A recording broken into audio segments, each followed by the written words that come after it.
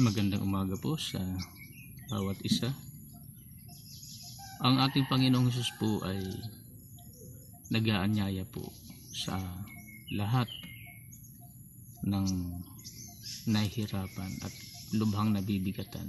Sabi nga po dito sa Mateo chapter 11 verse 28, lumapit kayo sa akin, kayong lahat na nahihirapan at lubhang nabibigatan, sa inyong pasanin, at kayo'y bibigyan ko ng kapahingahan.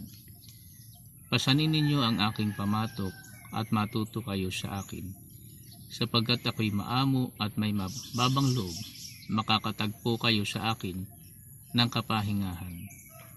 Sapagkat madaling dalhin ang aking pamatok at magaan ang pasaning ibibigay ko sa inyo.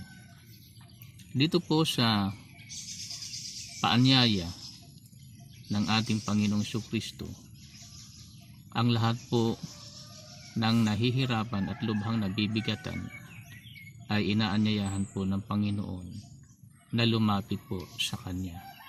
Kapag tayo po ay lumapit sa ating Panginoong Jesucristo, anuman po ang sitwasyon natin sa buhay, tayo po ay pagkakalooban ng Panginoong Hesus ng kapahingahan. Lahat po ng tao ay may kailangan. Lahat ng tao po ay kinakailangang kumain, magpahinga, magkaroon ng kapayapaan, magkaroon ng kaayusan, at iba't iba po ang sitwasyon ng tao sa buhay.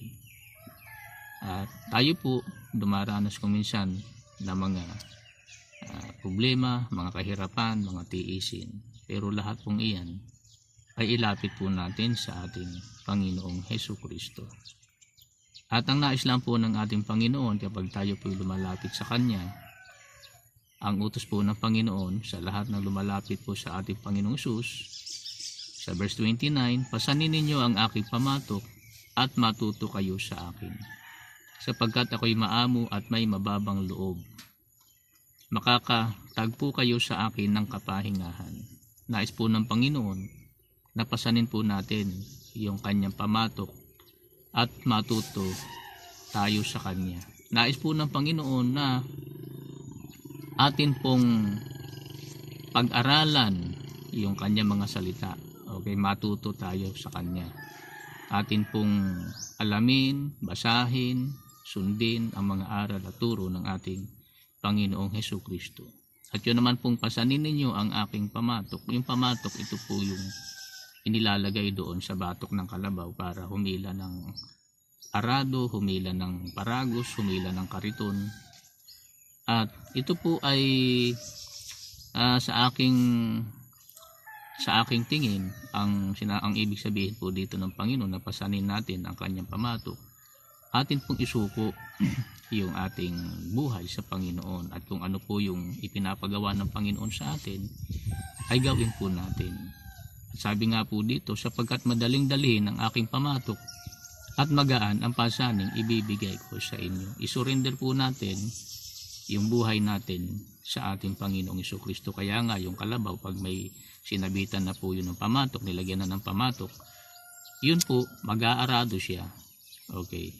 Ihilahin niya yung arado o kaya ihilahin niya yung kariton o paragos.